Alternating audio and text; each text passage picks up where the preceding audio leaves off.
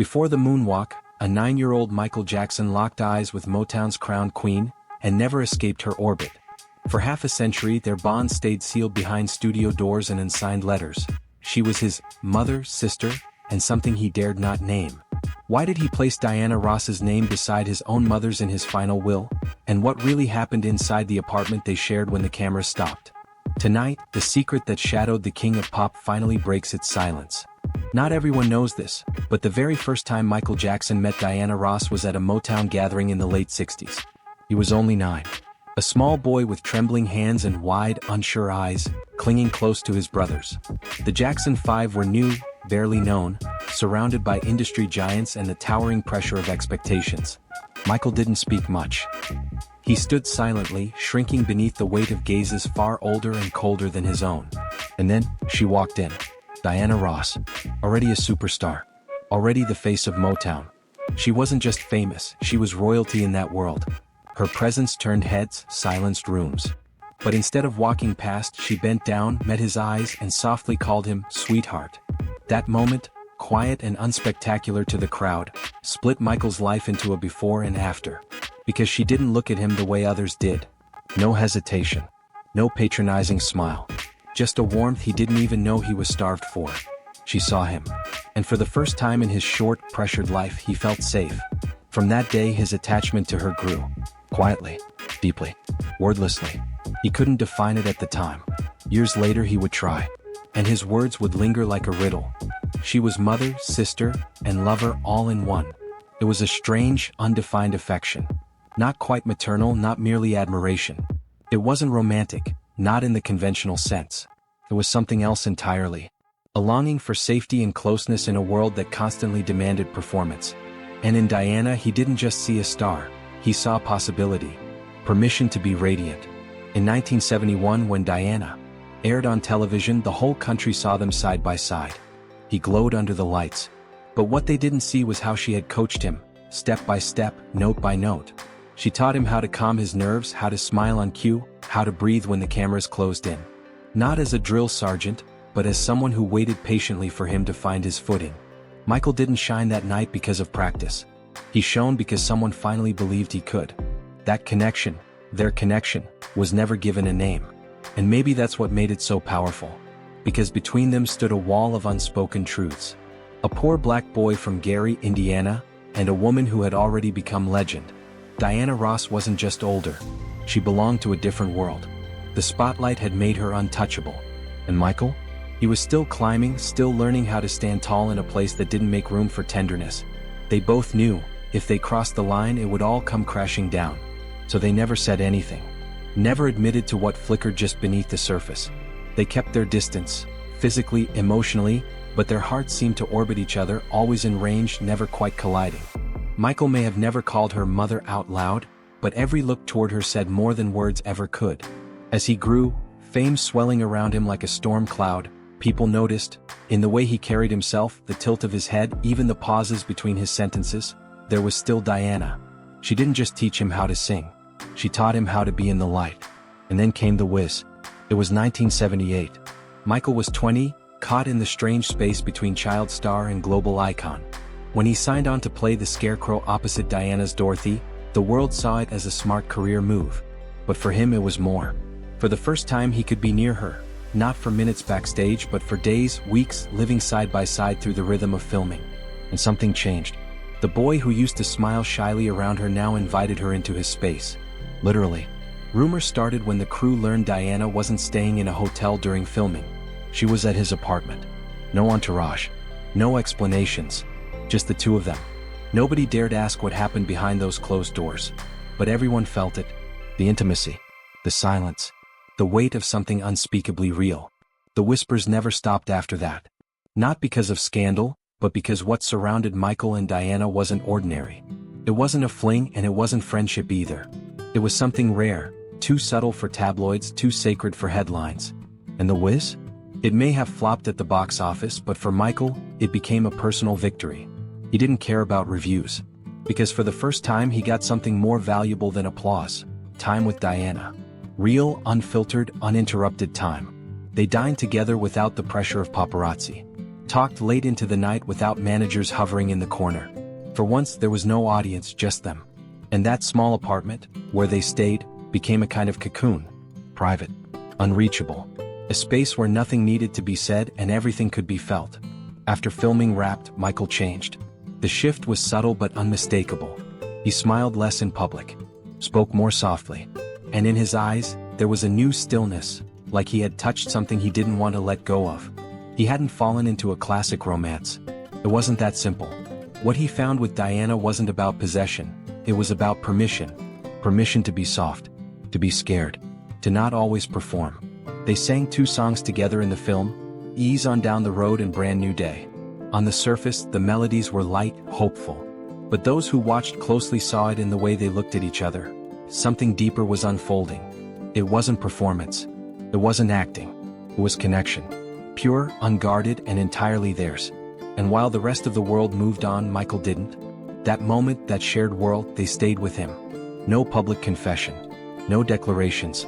Just a quiet understanding. Some bonds don't need names to be real. Some chapters in our lives aren't for the spotlight. They're for the soul. People often remember Michael Jackson for his spectacle.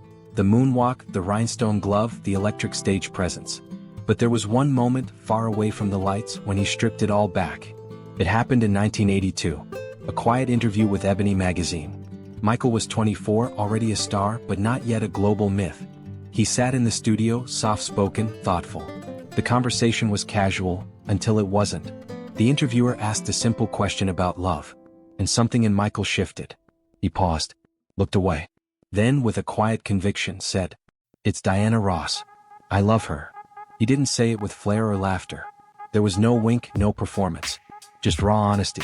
"I know you won't take me seriously," he added, almost shyly.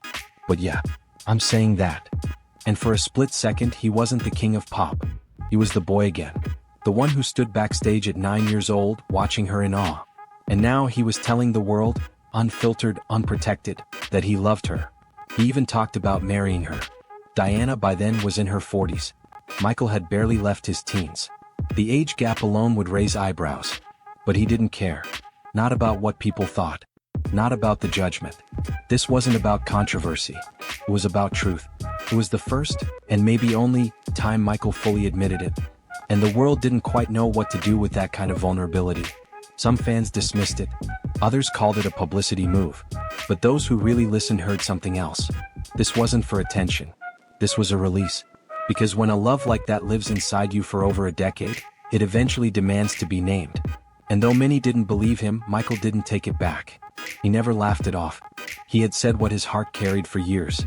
And whether anyone understood or not, didn't matter. Some things only need to be said once to last forever. It wasn't a headline. It wasn't a press conference. It was a white envelope.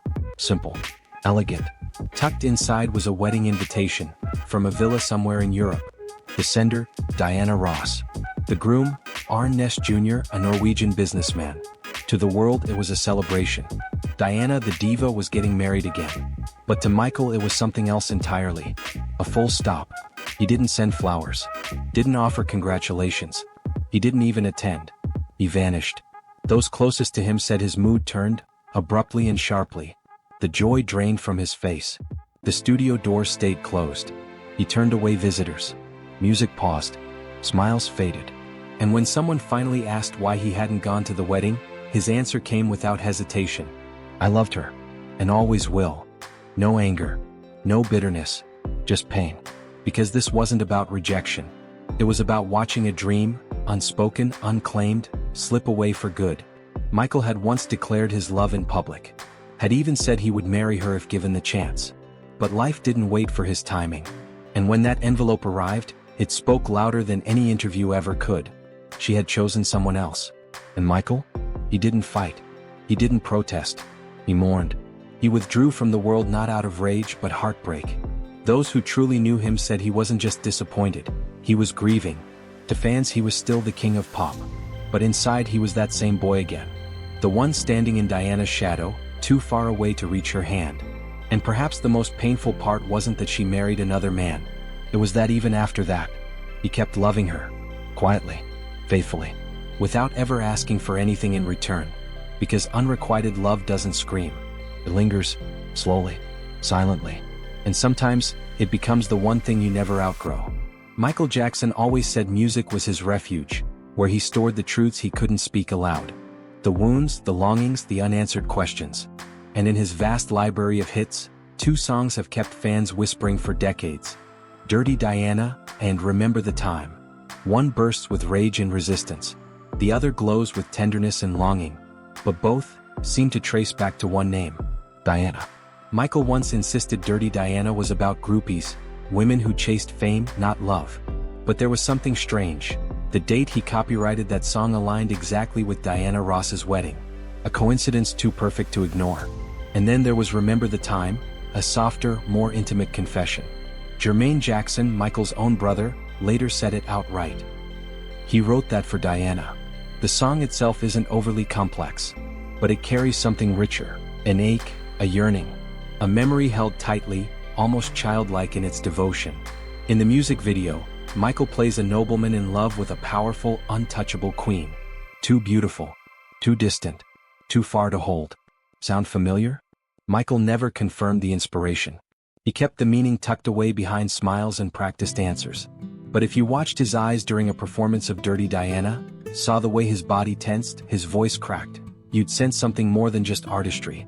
It wasn't just performance. It was pain. The pain of watching someone you love walk away, and knowing you'll never ask them to come back.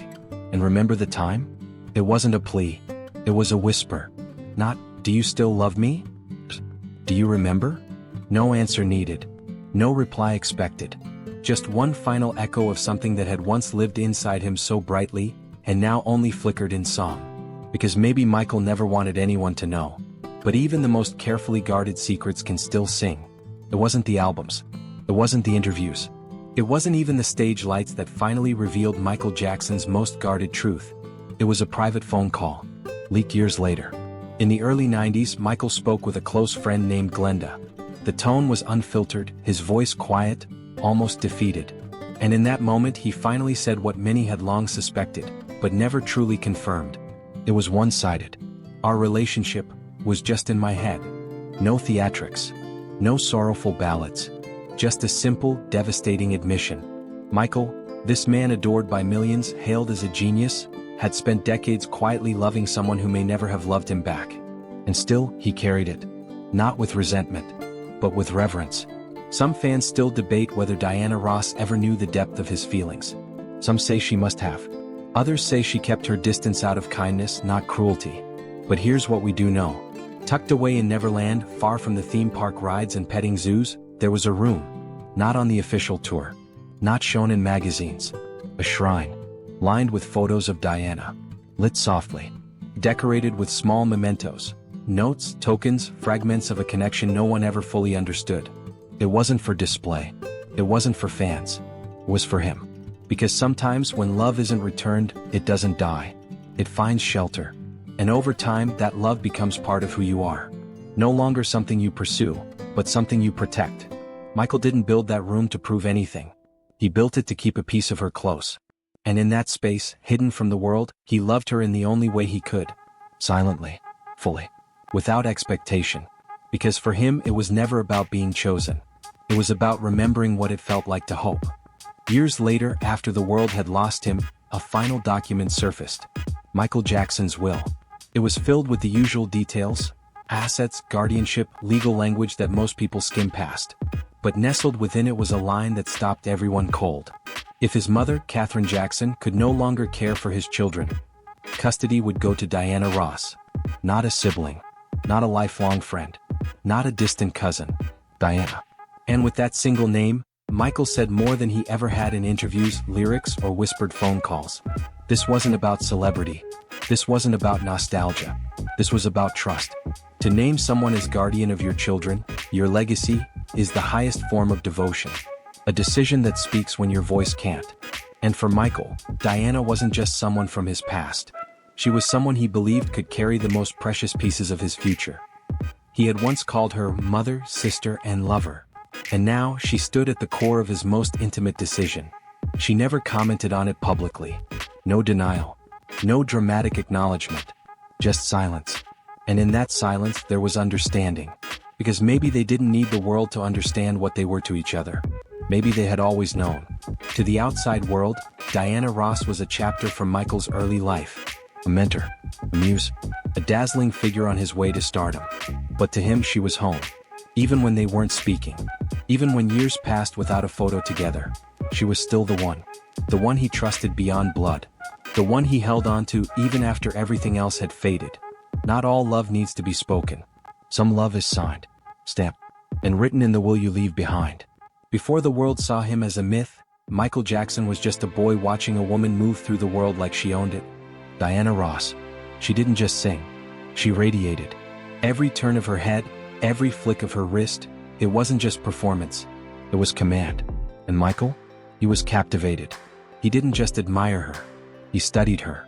At rehearsals, he mimicked her movements. The way she extended her arms like she was embracing an entire room. The way her voice lifted, not just to sing but to claim space. The way she never flinched under pressure. At 9 or 10 years old, he wasn't simply learning to perform. He was learning how to exist in the spotlight and still survive. He copied the way she moved, the way she spoke to cameras, the way she made a room pause when she entered it. But over time, what began as imitation evolved into something else. A tribute. Michael never denied her influence. In fact, he celebrated it. In an industry where most stars bury their inspirations, Michael named Diana again and again. Because it wasn't just about style, it was about identity. His shimmering suits, his tailored silhouettes, the mysterious aura he carried on stage, they all echoed Diana's peak Motown era. Not as a copy but as a continuation. She passed the fire. He carried it forward. He took her elegance and laced it with his own brand of eccentric genius. He added the moonwalk, the glove, the fedora, but underneath it all, Diana's essence remained. The ooh he famously let slip during performances? That came from her. The way he turned away from the audience, then snapped back into frame? She did it first. But what made it special was how gratefully he wore it. Michael didn't become Diana. He became the next verse in her song. And if you watched closely, past the lights, past the spectacle, you could still see the little boy watching her from the side of the stage, eyes wide, heart full. She rarely gives interviews now. At 81, Diana Ross lives quietly, sometimes glimpsed through a window, a passing photo, a rare red carpet appearance. But recently, behind closed doors, she finally let her guard down. It wasn't a media event. Just a quiet afternoon with close family, the rain tapping gently on the windows. Her voice was calm. No drama. No rehearsed nostalgia. And then, almost as if speaking to the room more than the people in it, she said, "Michael loved me." Pause. No one breathed. Loved me in a way that's not easy to name. Someone let out a nervous laugh, thinking maybe she was being playful. But Diana shook her head gently. It wasn't fleeting. It wasn't a fantasy. It was real. No tears. No performance. Just truth. For decades, she had stayed silent. She never confirmed, never denied.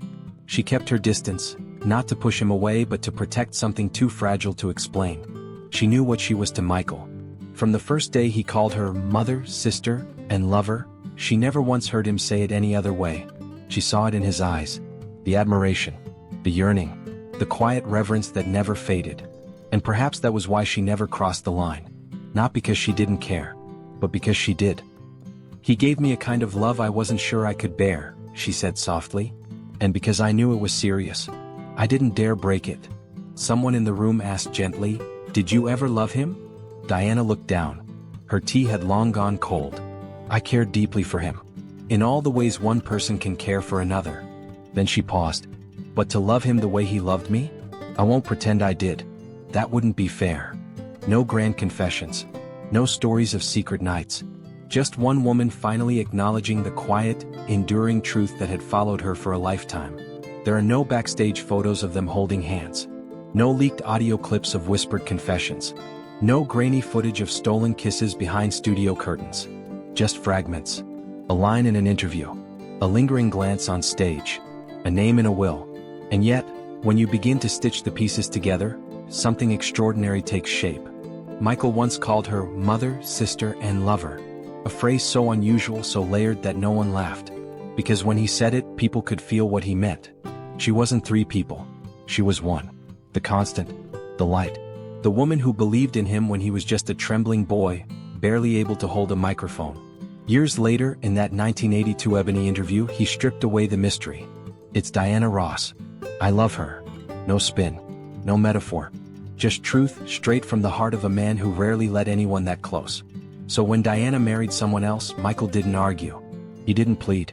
He vanished. And in his silence, the world saw something louder than words, a heart quietly breaking. Not with rage. Not with jealousy. But with that deep, hollow ache of watching the only person you truly love choose someone else. Then came the music. Dirty Diana. Remember the time. They weren't just songs. They were veiled letters. Emotions too vast to explain. One, a firestorm of frustration. The other, a gentle ache for something long gone. And still, Michael never named her. He didn't have to. Those who truly listened already knew. Years later, fans would uncover something else. A quiet room at Neverland. One no tour guide ever mentioned. Inside, Diana's photos. Her voice playing softly. Her memory preserved like a sacred space. No shrine to a fantasy. A tribute to a truth. Because some love stories aren't about possession. They're about presence. About someone living in your heart, even when they're no longer in your life. Michael Jackson once said the stage was where he became free. But the real Michael, the boy beneath the glove, the icon behind the curtain, loved someone in a way most people never understood. And maybe never could. Diana Ross wasn't just a mentor. She wasn't just a spark that ignited his career.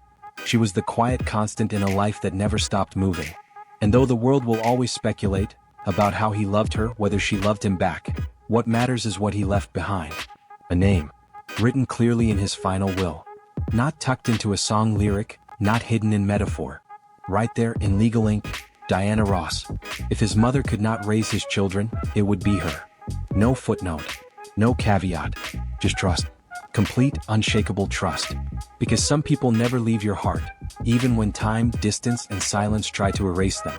In whispers on Reddit threads, in grainy fan videos, in forgotten interviews and private phone calls, Michael's truth kept surfacing. He once admitted it might have all lived just in his head. But if you've ever loved someone without needing anything in return, you know that kind of love is real. And sometimes it burns even brighter when it stays unspoken. He never asked Diana to love him the same way. He didn't chase headlines or grand declarations. He just kept loving. Kept honoring her in his own way. Through performances. Through stillness. Through a hidden room in Neverland, glowing with her memory. And Diana, for her part, didn't exploit it. She didn't deny it. When she finally spoke, her words weren't for drama. They were simple. Honest. "He gave me a kind of love I wasn't sure I could bear. No kiss was ever photographed. No confession ever filmed. But does that matter? Because when you step back, look at all the puzzle pieces, you don't need proof. You just feel it." This wasn't a typical love story. It wasn't a fairy tale. It was something deeper. Something that never demanded to be seen. And in that quiet, timeless space between two souls, it always existed. Dizzy, if you felt this story, don't forget to like, comment your thoughts, and subscribe. Because some truths, like this one, aren't loud. But they stay with you forever.